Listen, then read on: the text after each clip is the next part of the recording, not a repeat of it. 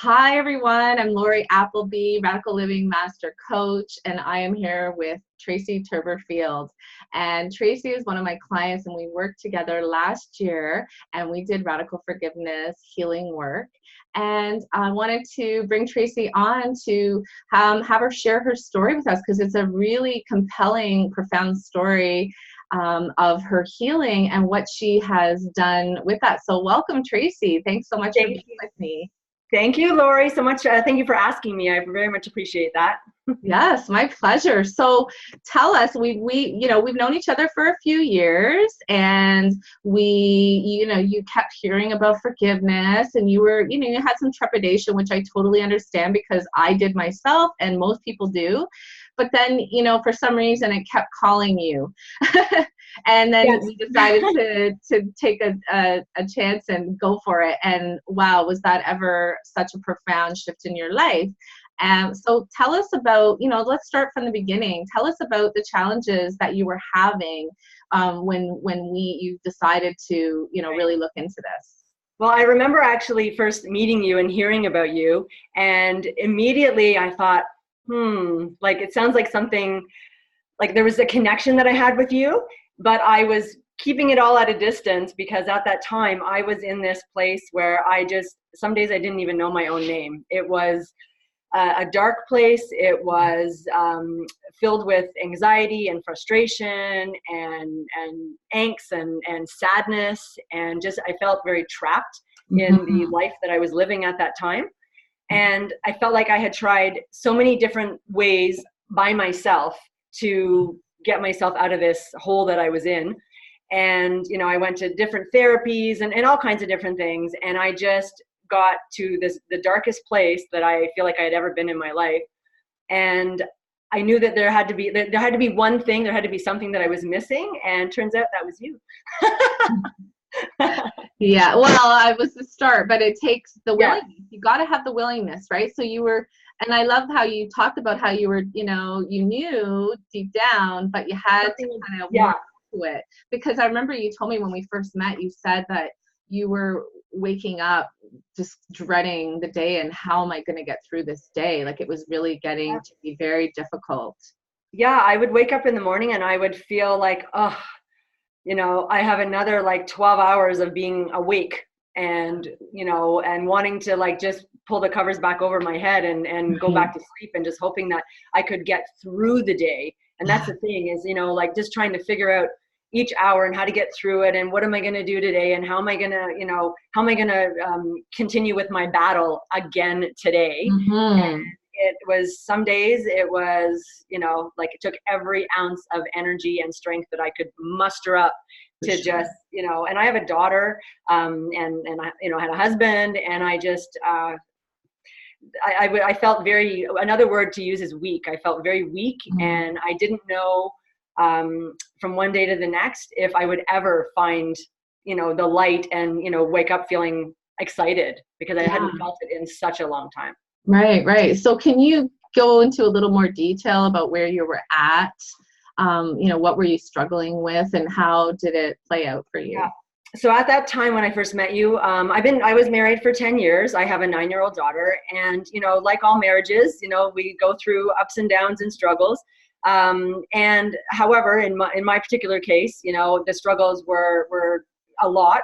And I was at a point where I had been for the past couple of years, well, probably 3 or 4 years, trying to decide, to stay or go in my marriage. And I was I felt very much trapped because I have a daughter and we created this life together. And how could I possibly leave my marriage, leave my life, leave my husband, and I felt just trapped is the best word to describe it. And that was causing this cycle of anger and resentment. And the longer I was staying where I was, the angrier and like really pissed off that I was getting, and the deeper I was getting, Yeah, and I'm sure your daughter was picking up on that because kids are very perceptive. Yep. She was, and she was starting to act out. She was having, little, angry little bursts and things like that. And, she's an amazing kid, but kids they're very, like you said, very perceptive. And she would say little things to me and I would go like, oh my God, like she's hearing things, she's picking up on things, she's sensing my energy. I've learned a lot about energy work in the past couple of years. And she was picking up on just my moods. And I remember waking up in the morning sometimes and thinking like, how is Derek going to be today? How is Brooklyn going to be today? How am I going to be today? And how are we going to mesh these three personalities together again for another day? And I was just really worried about my daughter and how she would feel if and I felt like I was going to be ripping my marriage apart. It would be my fault. I broke up the marriage. Right. So like we had identified when we worked together, you were really sacrificing your own well-being, because you were so out of alignment, but you're in this holding pattern with everybody because you didn't want to disrupt the family and break the family up with how you felt. So, and how many people do that? I think there's a lot of people out there, we sacrifice ourselves for the family because we think that that's the best thing. And, but I don't know if it is because like you said, the kids do pick up on it. They're not, they're very perceptive. They may not say anything, but it's going to come out when they act out. So yeah, exactly. And it did. Oh my goodness, it did. It came out. And the more it came out, the more it was a red flag to me. Right.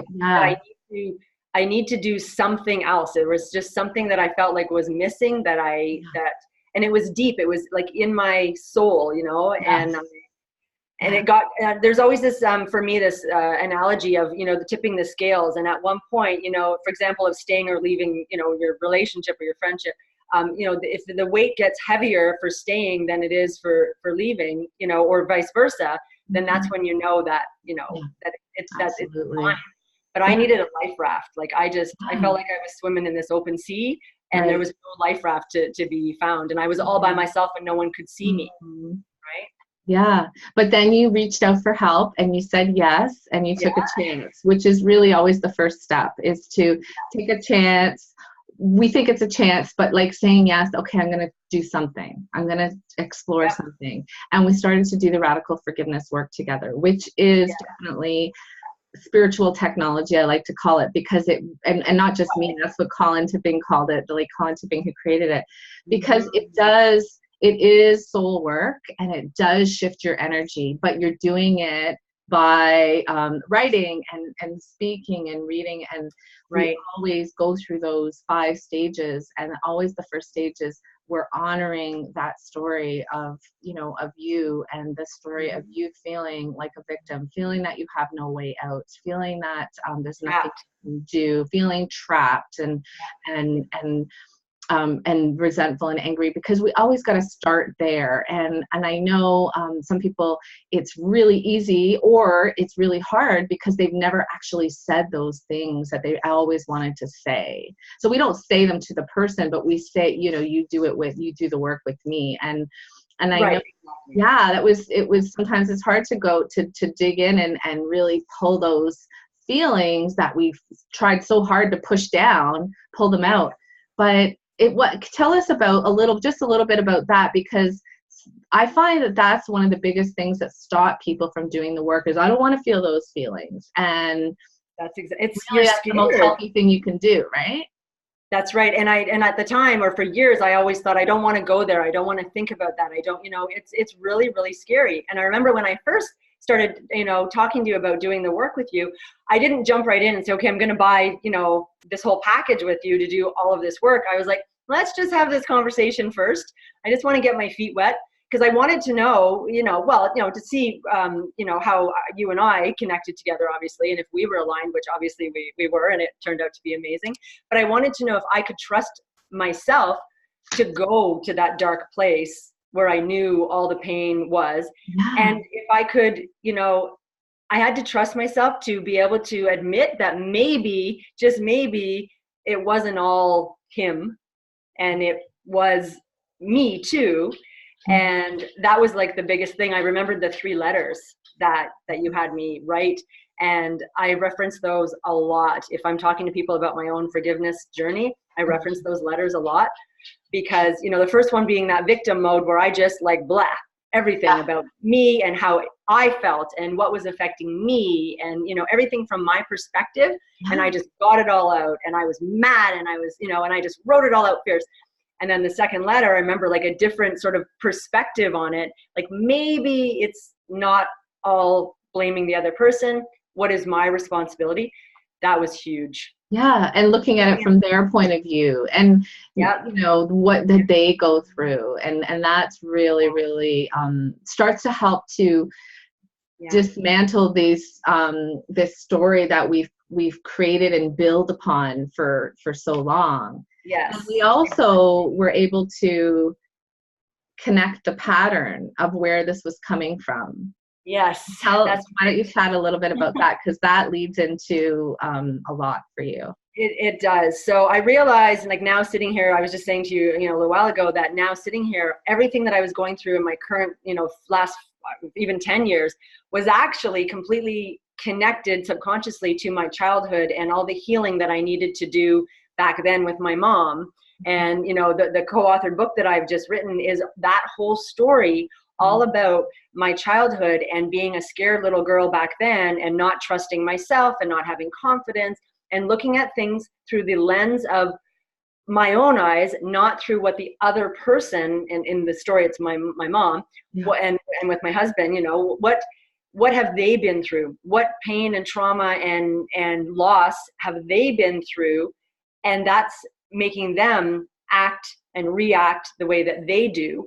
And I did an inner child workshop, which was transformational, and the work that I did with you for forgiveness, being able to get to the point where it wasn't all about me. It's a combination of personalities and histories and losses and traumas, and being able to shift through all of that and open your heart. Right? Open your heart, so then you can make room, move away the resentment and anxiety and anger and fear, and make room for clarity and a different perspective. Right? And that was the key, is that you had to honor those pieces before you could move them away. Exactly. Right? And when we try to move them away, let them go, put whatever people say, if we don't honor them, witness them, validate our feelings, that we're allowed to have all those feelings, even those really ugly ones, then it's really difficult to be able to move to the next stage. And once you did do that, you were able to start, evolving into the next stage of seeing their point of view, of seeing the lessons in the learning, seeing the patterns between yourself, the situation you were currently in, and the situation from your childhood, and connecting all the dots. So similar, so intertwined. It was unbelievable when we started realizing that when I was working with you. Yeah, I had aha moments like, oh my God. And I remember always saying like, oh yeah, that's just like when I was a kid. Oh, I remember this feeling. Oh yes. Yeah. And that's what I love about the radical forgiveness work, is when I do the work with people, I'm showing them how to look for the patterns and the oddities and the coincidences that really aren't coincidences, because that gives us some proof. And as humans, our ego wants proof. So we get that proof that we can start to see the patterns and connect those dots, and then we can start to unravel that story and get to the facts of it that you were able to share in the book, I'm sure. Yes. Oh, yes. So before you tell us about the book, tell us what have been, since you've done this work and you've, a lot of things have happened. I know your community knows, but maybe there's some people that are listening to this that don't know you, and tell us, what are the biggest outcomes, the most positive benefits that you've experienced from, doing this forgiveness work? Okay, well, behind me is my new house. So, I spent many years trying to decide to have a separation with my husband. And the biggest thing is, being able to have that conversation about the elephant in the room. And when I was able to get to that point where I remember that day, today's the day that I have the strength to broach this subject with him. We tiptoed around it for such a long time. Today, we're going to do it. And you know what? The conversation went nothing like I thought it was going to. he was on the same page as I was. We Wow. actually ended up like sitting for like 2 to 3 hours that day on the couch, just, hanging out, talking. And everything that I was fearful of, like I thought maybe he's going to want to take my daughter and run away. He didn't want to do that. He wants to stay here in Durham. We just were on the same page with so many things that it made me realize that the whole time, well, maybe not the whole time, but a lot of the time while I was fearing the conversation, he was also, fearing and waiting and seeing when it was going to happen. And then the time just aligned. And so since then we did separate. We waited until after Christmas, and then we separated.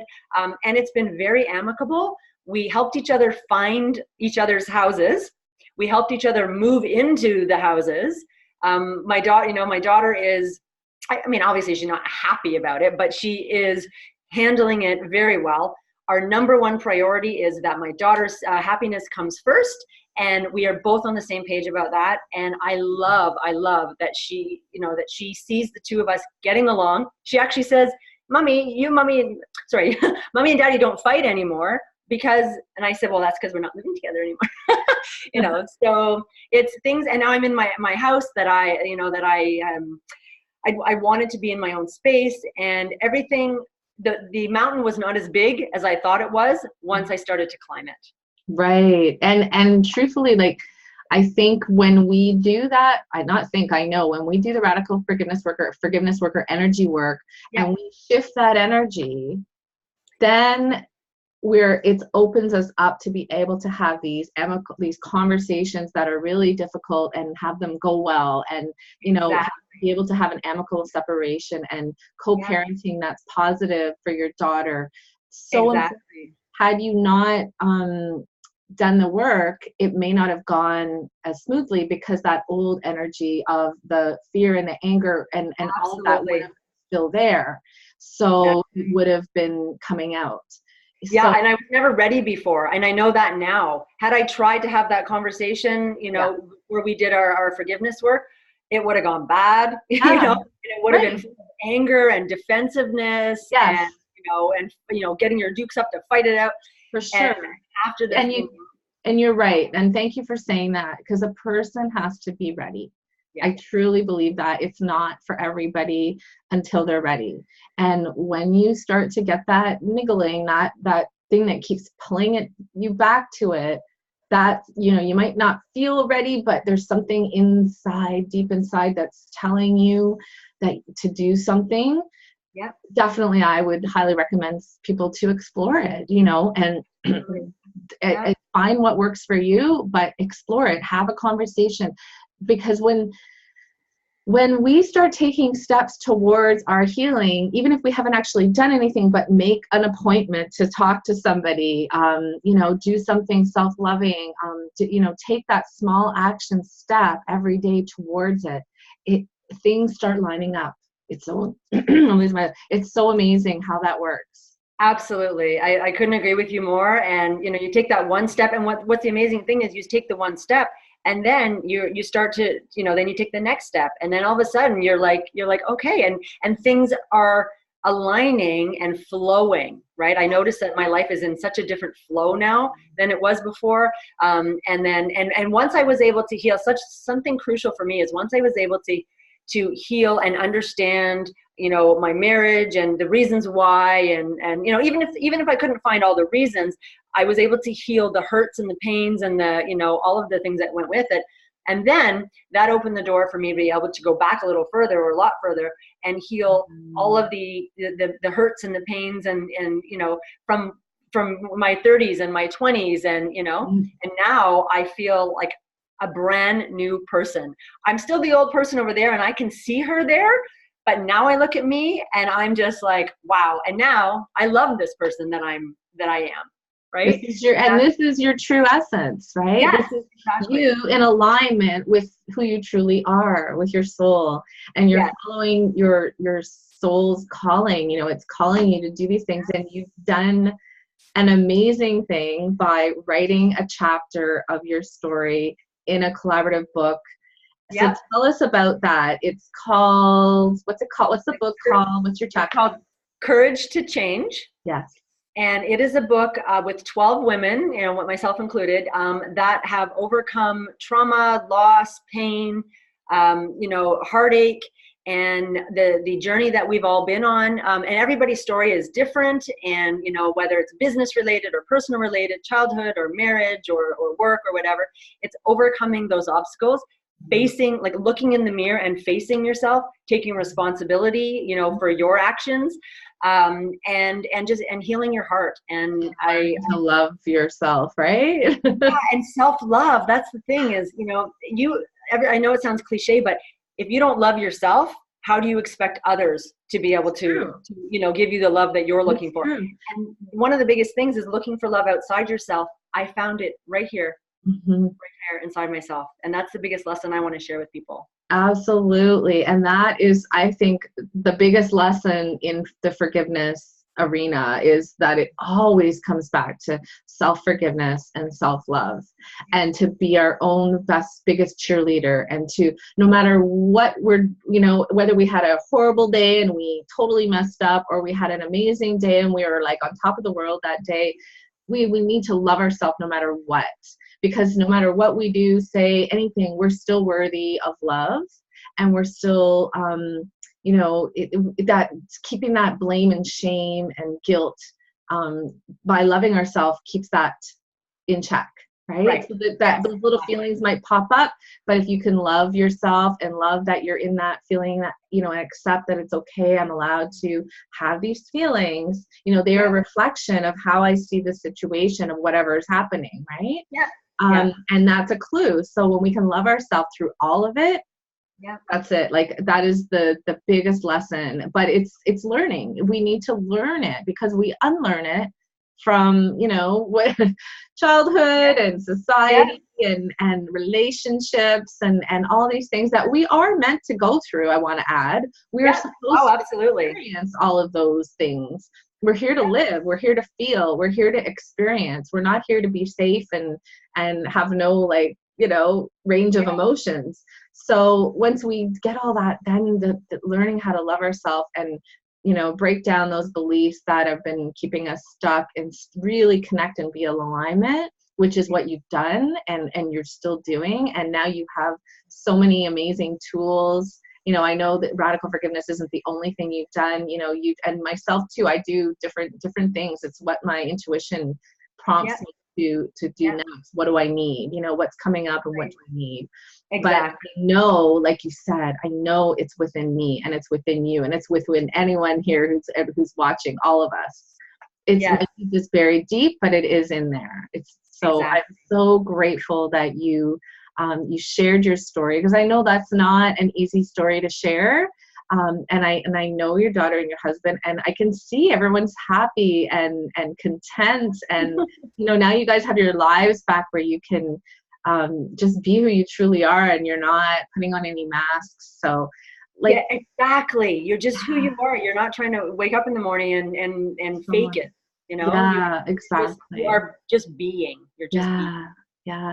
So I'm gonna wrap this up with you sharing with the viewers where we can find this book, Courage to Change, because I think I know I want to read the story, and I'm going to be getting my book from you. So I want to tell us how people can reach out to you. So the book is being released on September the 12th, and I will have the hard copies in my hand probably around the 22nd of September or so.